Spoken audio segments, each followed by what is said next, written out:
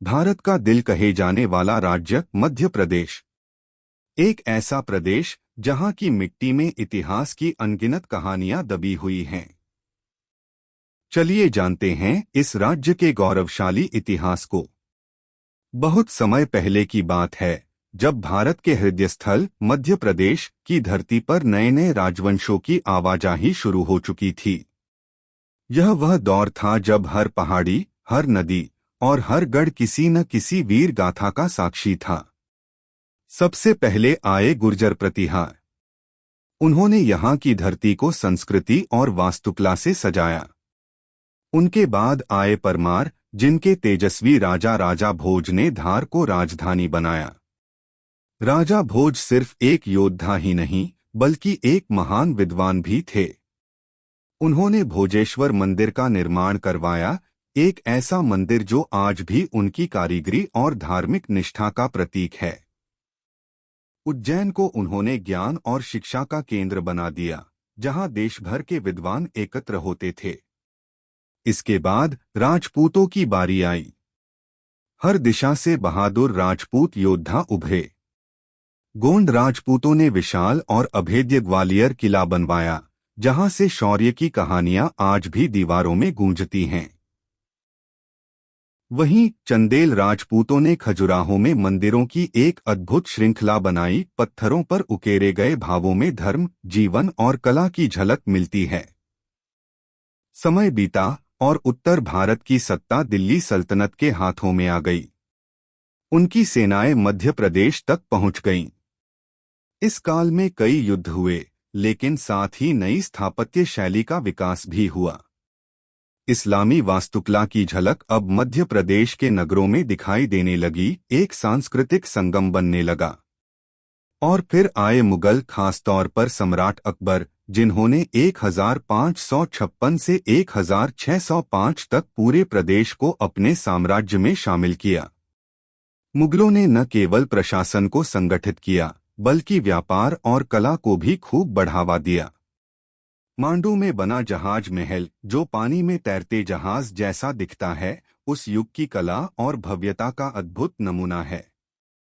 इस प्रकार मध्यकालीन मध्य प्रदेश एक ऐसी भूमि बन गई जहां शौर्य और भक्ति, युद्ध और कला, हिंदू और इस्लामी स्थापत्य सभी एक साथ पनपे। यह काल न केवल युद्धों का, बल्कि संस्कृति के विकास का भी स्वर्णिम अध्याय था। मध्य प्रदेश का इतिहास के 4 पार्ट में वर्णन किया गया है। सबसे पहला युग, धरती की पहली सांस से स्वर्ण युग तक, मध्य प्रदेश की प्राचीन युग। जब न राजा थे, न रथों की गर्जना, न ग्रंथों की वाणी, सिर्फ धरती, पेड़, नदी और मनुष्य के पहले कदम यहां से चालू होता है। प्रागैतिहासिक युग, प्रीहिस्टोरिक एरा। मध्य भारत की पहाड़ियों में कुछ मानव समूह रहते थे। वे न शासक थे न सेवक, बस प्रकृति के संग जीते थे। उन्होंने पत्थरों से औजार बनाए, शिकार किया और गुफाओं की दीवारों पर अपने जीवन की कहानी चित्रों में उकेरी। भीमबेटका की गुफाएं आज भी इन आदिमानवों की छवियां संजोए हुए हैं। एक बच्चा तीर चला रहा है, एक स्त्री नृत्य कर रही है और कुछ लोग जानवरों का पीछा कर रहे हैं। यह एक काल का दर्पण है, जब भाषा चित्रों में थी और संस्कृति कुदरत की गोद में पनप रही थी। वैदिक और महाजनपद काल की गूंज। समय बीता और अब हवाओं में ऋचाओं की आवाज गूंजने लगी। वैदिक सभ्यता धीरे धीरे इस धरती पर उतर आई। नदी के किनारे यज्ञ होने लगे और ज्ञान की ऋचाएं गूंजने लगीं। फिर उभरे महाजनपद, छोटे छोटे राज्य, जिनमें सबसे गौरवशाली था अवंती, जिसकी राजधानी उज्जैन। यह नगर एक राजनीतिक और सांस्कृतिक केंद्र बन गया, जहां राजा शासन करते थे और साधु संत ज्ञान बांटते थे। पर समय को ठहरना नहीं आता, महाजनपद ढले और एक नया सूरज उगा। मौर्य साम्राज्य की छाया। उस सूरज का नाम था चंद्रगुप्त मौर्य। उनके साथ आया एक ऐसा साम्राज्य जिसने पूरे भारत को एक सूत्र में बांधा। उनके पोते सम्राट अशोक जब युद्ध से थककर बौद्ध धर्म की शांति की ओर मुड़े तो मध्य प्रदेश भी उनके इस परिवर्तन का साक्षी बना। उन्होंने बनवाया सांची स्तूप। हर ईंट हर शिल्प कहता है, यहाँ एक सम्राट ने हिंसा को छोड़कर करुणा अपनाई थी। गुप्त और उत्तर गुप्त काल, स्वर्ण युग की चमक। इसके बाद आया भारत का सबसे वैभवशाली युग, गुप्त साम्राज्य। ज्ञान, कला, विज्ञान और समृद्धि की ऐसी वर्षा हुई कि यह काल सुवर्ण युग कहलाया। मध्य प्रदेश में इस युग की सबसे सुंदर माला है खजुराहो के मंदिर। यहाँ की शिल्पकला पत्थर को भी जीवन देती है। हर मूर्ति कुछ कहती है, प्रेम, संगीत, धर्म और जीवन के रंग। लेकिन स्वर्ण युग भी सदा नहीं रहता। गुप्त साम्राज्य के पतन के बाद कई छोटे छोटे राज्यों का उदय हुआ, जो एक नए युग, मध्यकाल की दस्तक थी। और ऐसे रची गई एक महान भूमि की पौराणिक नींव। यह कथा सिर्फ शासकों की नहीं, यह कथा है एक संस्कृति की जो चित्रों में जन्मी, ऋचाओं में पली, धर्म में फली और पत्थरों में अमर हो गई। आइए अब मध्य प्रदेश के मध्यकालीन इतिहास को जानते हैं। राजाओं, किलों और कहानियों की धरती, मध्यकालीन मध्य प्रदेश की कथा। बहुत पुरानी बात है बेटा, जब न बिजली थी, न ट्रेनें, न मोबाइल, पर धरती पर शूरवीरों का राज था और हर पत्थर पर इतिहास लिखा जाता था। तब की बात है जब मध्य भारत यानी आज का मध्य प्रदेश राजाओं, कवियों और कारीगरों की जमी थी। पहला अध्याय, प्रतिहार और परमार, ज्ञान और गौरव की शुरुआत। सबसे पहले आए गुर्जर प्रतिहार। उन्होंने इस धरती पर संस्कृति की नींव रखी, मंदिरों को सजाया और समाज को दिशा दी। लेकिन फिर एक महान राजा आया, राजा भोज, परमार वंश का सबसे चमकता सितारा। उनकी राजधानी थी धार। पर वो केवल युद्ध नहीं लड़ते थे बेटा, वो किताबों से भी प्रेम करते थे। उन्होंने बनवाया एक भव्य शिव मंदिर, भोजेश्वर मंदिर, और उज्जैन में एक ऐसा ज्ञान केंद्र जहां आकाश, गणित, चिकित्सा, कला और धर्म की पढ़ाई होती थी। लोग कहते थे, जहां भोज वहां कोई और न सोच। दूसरा अध्याय, राजपूतों की गाथा, शौर्य की ऊंची दीवारें। समय आगे बढ़ा। अब अलग अलग राजपूत वंश आए। उनकी तलवारें तेज थीं, लेकिन दिलों में कला का अद्भुत प्रेम था। सबसे प्रसिद्ध थे गोंड राजपूत, जिन्होंने बनवाया ग्वालियर का किला, ऊंचा, मजबूत और शौर्य की प्रतीक, और चंदेल राजपूत, जिन्होंने खजुराहो में ऐसे मंदिर बनवाए जहां पत्थरों में प्रेम, जीवन और संगीत उकेरे गए। हर मूर्ति कुछ कहती थी, जैसे कोई गीत दीवारों में बस गया हो। तीसरा अध्याय, दिल्ली सल्तनत, तलवार की चुप्पी, स्थापत्य की बोलती जुबान। राजपूतों के बाद आए उत्तर से दिल्ली के सुल्तान। उन्होंने युद्ध किया, क्षेत्र जीते, पर साथ ही लाए नई वास्तुकला, नई शैली। अब मंदिरों के साथ मस्जिदें भी बनी, मेहराबें और गुंबदें भी उभरी। इसे कहते हैं इंडो इस्लामिक स्थापत्य कला, जहां दो संस्कृतियां मिलकर कुछ नया बनाती हैं। मध्य प्रदेश की जमीन पर संघर्ष और संगम दोनों साथ साथ चल रहे थे। चौथा अध्याय, मुगल काल, मांडू की हवाओं में तैरता जहाज। फिर आए मुगल सम्राट अकबर। 1556 से 1605 तक उन्होंने मध्य भारत को अपने साम्राज्य में शामिल किया। अब शासन बना और व्यवस्थित, टैक्स वसूली साफ सुथरी, व्यापार बढ़ा और कला फिर से मुस्कराई। इसी दौर में बना जहाज महल, मांडू में। लोग कहते हैं वो महल पानी पर तैरता नहीं, पर देखने वालों का दिल जरूर डुबो देता है अपनी सुंदरता में। अंतिम अध्याय, एक भूमि कई कहानियां। मध्य प्रदेश का यह मध्यकाल सिर्फ युद्धों की कहानी नहीं था। यह था ज्ञान की बातियों का समय, मूर्तियों की भाषा और दीवारों पर गूंजते गीतों का युग।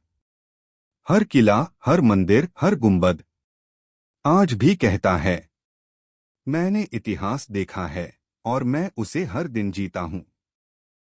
अब मध्य प्रदेश के आधुनिक इतिहास जानते हैं। एक ऐसी कहानी जिसमें सत्ता के उतार चढ़ाव, संघर्ष की अग्नि और आजादी की गूंज शामिल है।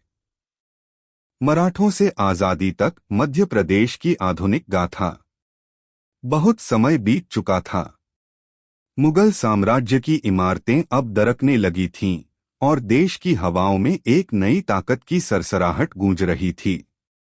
मराठों की दस्तक। होलकर, सिंधिया और भोंसले जैसे मराठा सरदारों ने मध्य भारत की ओर कूच किया। वे सिर्फ योद्धा नहीं थे, बल्कि निर्माता भी थे। उन्होंने इंदौर, ग्वालियर, महेश्वर जैसे नगरों को किलों, महलों और मंदिरों से सजाया। कला, संगीत और शिक्षा को प्रोत्साहन मिला। राजा और प्रजा के बीच एक नई ऊर्जा बहने लगी। लेकिन सत्ता सदा एक जगह नहीं ठहरती। ब्रिटिश राज की शुरुआत।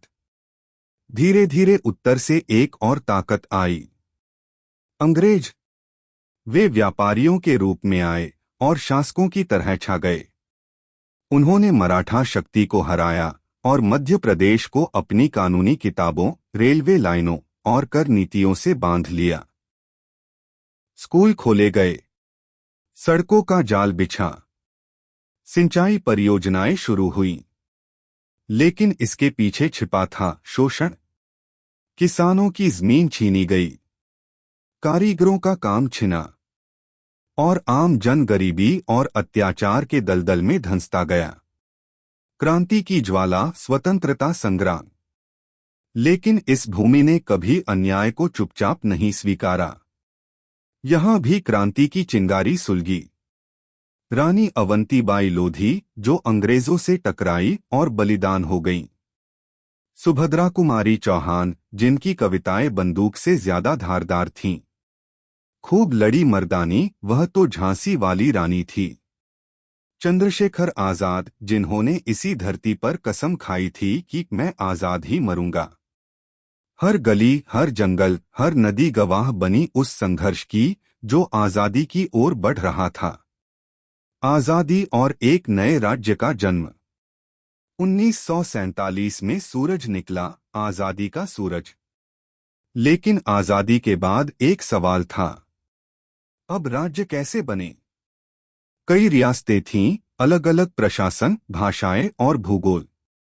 तो 1956 में भाषाई आधार पर मध्य प्रदेश का पुनर्गठन हुआ। भोपाल बनी राजधानी और इस तरह जन्म हुआ भारत के हृदय मध्य प्रदेश का। और आज जब हम इस धरती पर चलते हैं तो हर ईंट, हर स्मारक, हर गीत हमें यह कहानी सुनाता है, शौर्य, संघर्ष और स्वाभिमान की। आइए अब स्वतंत्रता के बाद मध्य प्रदेश का समय। एक ऐसी कहानी जो नए नक्शे से शुरू होती है और ज़हर भरी एक रात पर जाकर ठहर जाती है। नवजीवन और विषबाधा, स्वतंत्र भारत में मध्य प्रदेश की कहानी। एक नया घर, 1956 की सुबह। भारत आजाद हो चुका था। नए देश को नए नक्शे चाहिए थे। राजाओं की रियासतें अब लोकतंत्र की छाव में थीं।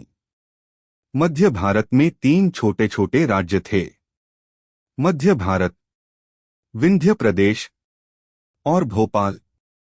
हर एक की अपनी राजधानी, अपना झंडा, अपना अलग स्वर। लेकिन फिर आया साल 1956।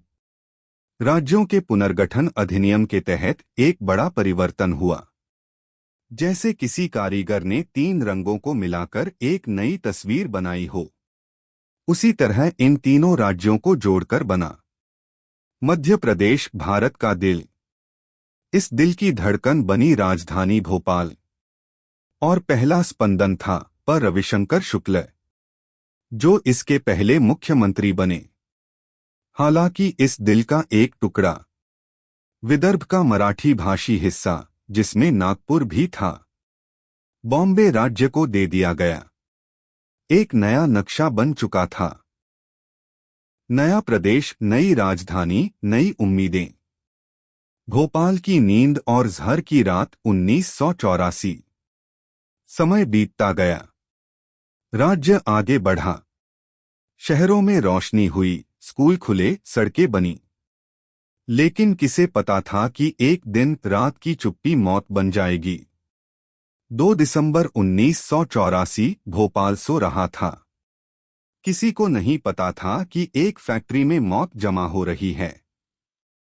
यूनियन कार्बाइड की कीटनाशक फैक्ट्री में रात के अंधेरे में 32 टन जहरीली गैस मिथाइल आइसोसाइनेट माइक लीक हो गई। लोगों की नींद टूटी, पर सांस नहीं ले पा रहे थे। आंखों में जलन, छाती में जलन, सड़कें लाशों से भरने लगीं। बच्चे माँ बाप को ढूंढ रहे थे और माँ बाप बच्चों को। 3787 से ज्यादा मौतें, 5 लाख से अधिक जिंदगियां प्रभावित। यह सिर्फ भोपाल की नहीं, पूरी मानवता की सबसे भीषण औद्योगिक त्रासदी बन गई। आज की सुबह भोपाल ने फिर खुद को समेटा, जख्मों को सिलने की कोशिश की। मध्य प्रदेश, जिसने एकता की नई तस्वीर देखी थी, उसी ने दुनिया का सबसे डरावना चेहरा भी देखा। लेकिन यही तो इस राज्य की पहचान है, संघर्ष के बीच उठ खड़ा होना, चाहे वो विभाजन हो या विष। मध्य प्रदेश ने कभी हार नहीं मानी।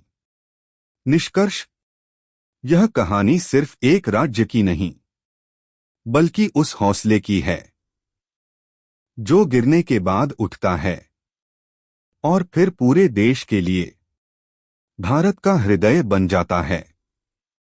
मध्य प्रदेश केवल एक राज्य नहीं, यह हजारों वर्षों की सभ्यता, संघर्ष और संस्कृति का जीवंत प्रमाण है।